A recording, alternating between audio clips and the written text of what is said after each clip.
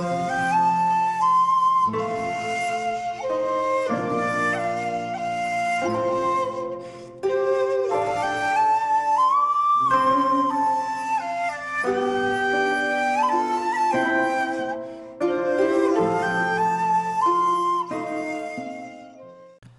there, this is Solitary Ronin from Solitary Ronin Films, and welcome to the alphabet of favourite films, and we've reached the last letter, which strangely enough is Z.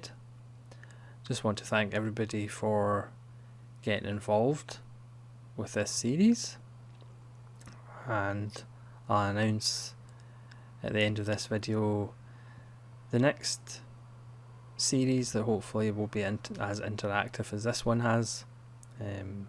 So again, as always, leave your list for your favourite films again with the letter Z or Z, and we'll begin again. It's not a huge list for this letter, so we'll start with Zombieland, which isn't going to make the final list, top 150 films, but it's a fun little film directed by Ruben Fleischer.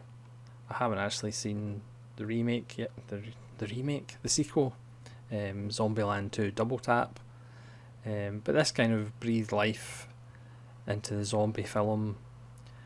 I mean, to be honest, I still don't really understand why people are making zombie films.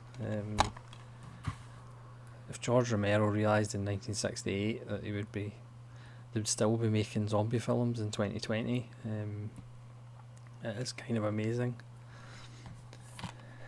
Next is Zoostropolis, which is a really fun Disney film about a world where animals coexist, prey alongside predator, but all of a sudden things start going wrong and the predators start feeding on the prey, and a mismatched couple investigate, a fox and a rabbit. It's really good. Next is David Fincher's Zodiac.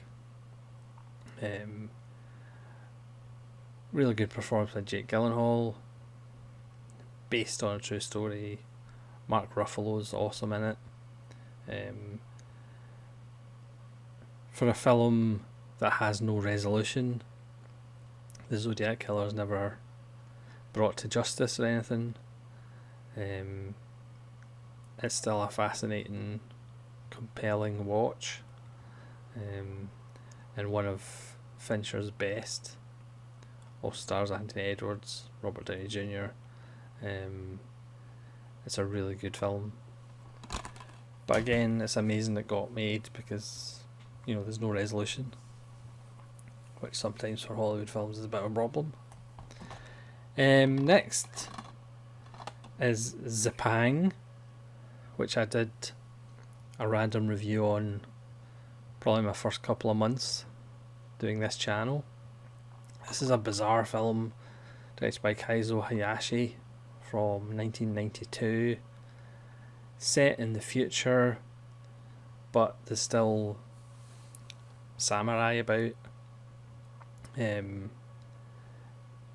a strange film. It's best watched late at night. It's full of amazing imagery. It's a film that hopefully one day will actually get a Blu-ray restoration. This is just a DVD, but it's a bit barking. That's Zapang.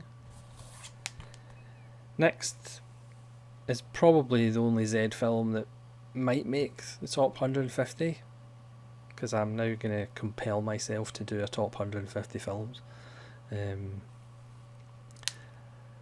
John Berman's Zardoz with Sean Connery in a red nappy. I saw this film years and years ago, probably about 30 years ago. It might have been on Moviedrome, I'm not exactly sure, on BBC Two. It was late night anyway, and I remember being confused by it and not really understanding what the hell was going on. Then over the years you rewatch it, and then watching it again when it's Arrow have released this awesome Blu-ray, you realise just what an amazing film it is. The title cleverly kind of gives away some clue. Set in the future, it's about class, it's about a lot of things. Technology, there's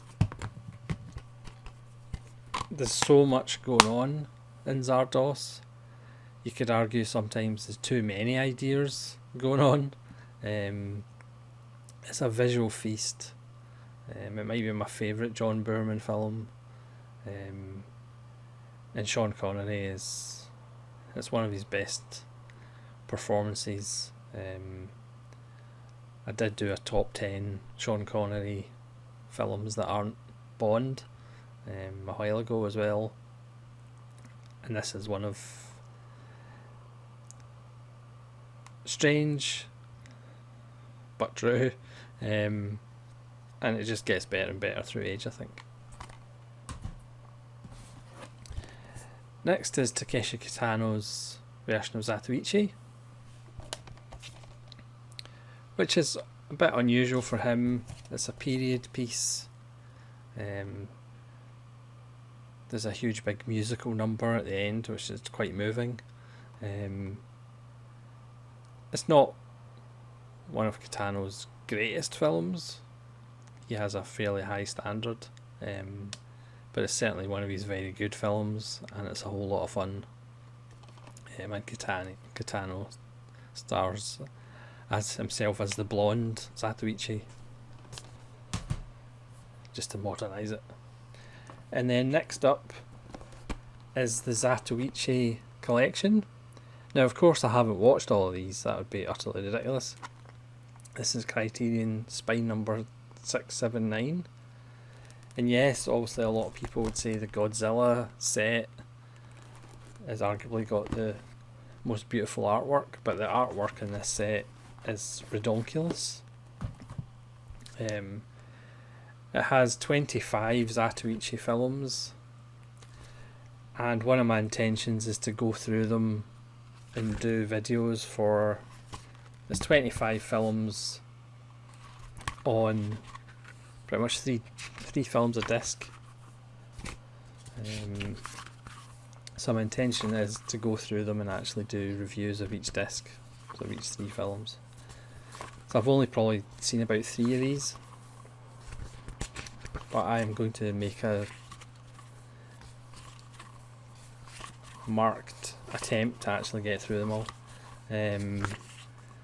Start with The Tale of Zato, Ichi from 1962. They all star Shintaro Katsu, but some of them, there's obviously Zato, Ichi Meets Yojimbo, which is Shiro Mifune. Takeshi Shimura is in a couple of them. Tatsui Nakadai is in one of them.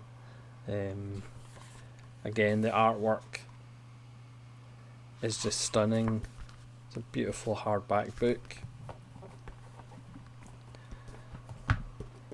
So again, perhaps none of these will actually make the final list of 150, but it was just an excuse to give you... It's an excuse to give you an excuse to try and pick this up. The price on this is a Region B version, and it kind of varies. It goes up and down every now and again. I got it when it was the cheapest price that I'd actually seen.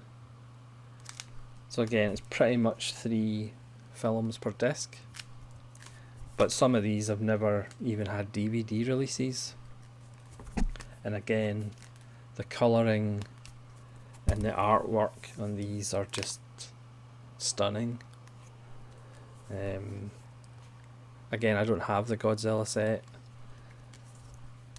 but for me the artwork on this one is just spectacular.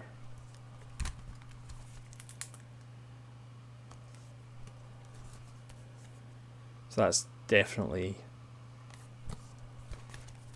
one of the things I hope to be doing this year, or the second half of this year, if we actually get around to doing it. So with that, beautiful box set, that is the last of my Z recommendations, and with that, that is the end of this alphabet series, which I've really enjoyed doing, and it's been made double the enjoyment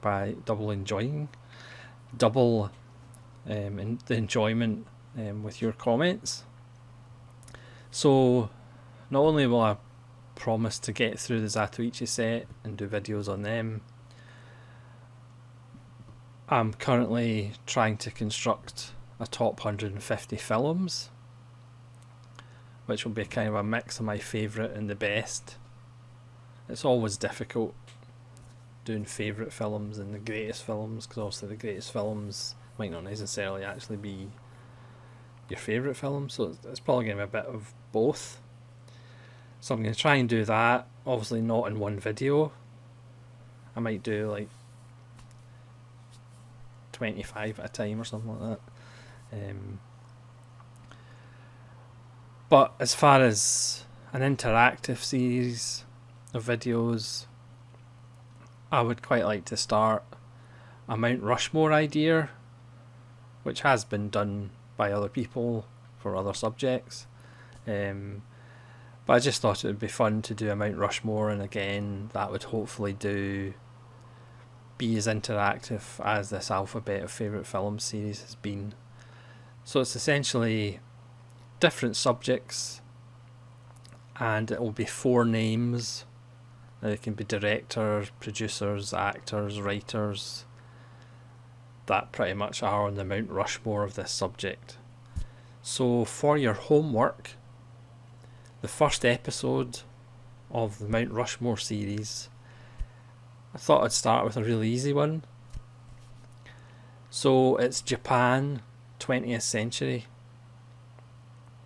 So what are the 4 names that sum up Japan in the 20th century? Again, you can have directors, producers, writers. Don't think there'll be many producers, to be honest. Writers, actors.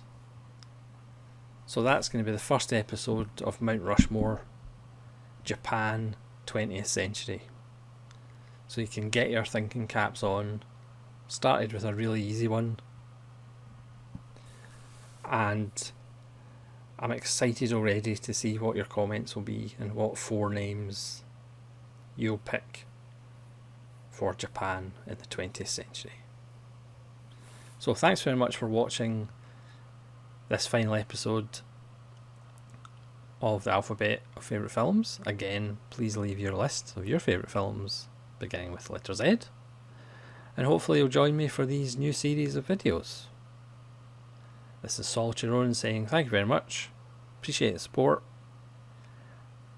and farewell.